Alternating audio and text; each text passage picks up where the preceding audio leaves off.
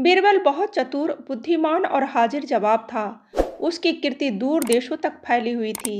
Iran के बादशाह ने जब उसके चातुर्य की तारीफ सुनी, तो उसने राजा के पास संदेश भिजवाया कि आपके वजीर को कुछ दिनों के लिए मेरे दरबार में भेजने की कृपा करें।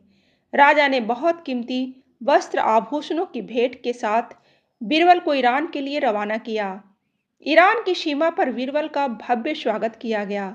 दूसरे दिन जब बीरबल बादशाह के दरबार में पहुंचा, तो बादशाह ने भी उसकी अभ्यागत की और राजा के द्वारा भेजे गए उपहार के लिए धन्यवाद और कृतज्ञता प्रकट की।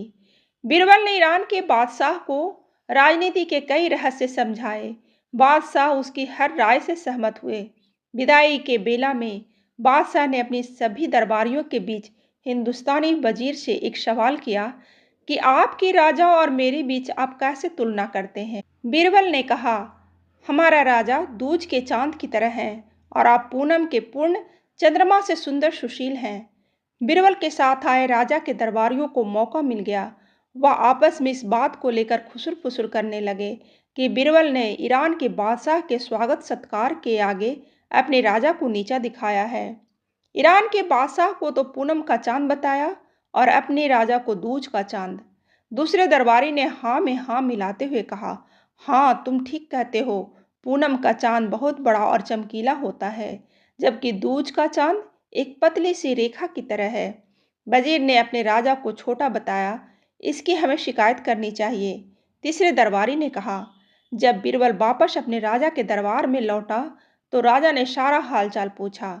बीरबल की बातें सुनकर राजा बोला, आपने हमारे दरबार की शोभा ईरान तक फैलाई, इसकी हमें बहुत खुशी है।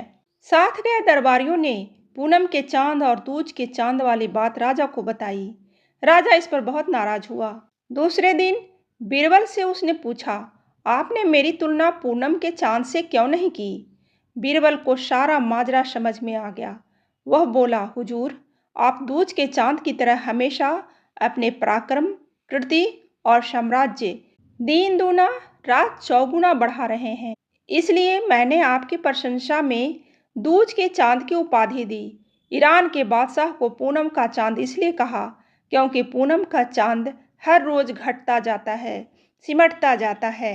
अमावस की रात तो वह बिल्कुल ही नहीं निकलता। आपको दूज का चांद बताकर मैंने अपने राजा की महानता का बखान किया है। दूज का चांद सबको प्रिय होता है, सभी उसके दर्शन करते हैं। पूनम का चांद तो एक दिन चमकता है और दूज का चांद पूरे पखवाड़े तक चमकता है। आप खुद फैसला करें कि दूज का चांद ज़्यादा ज्येष्ठ है या पूनम का। राजा ने कहा, हाँ दूज का चांद। और अपने बीरबल की बात सुनकर राजा खुश हुआ। उसने चुगलखोरों की जमकर खबर ली। राजा ने उससे और इनाम देकर सम्मानित किया। कहानी अच्छी लगे तो लाइक जरूर करें और ऐसी ही कहानी सुनने के लिए सब्सक्राइब बटन दबाइए।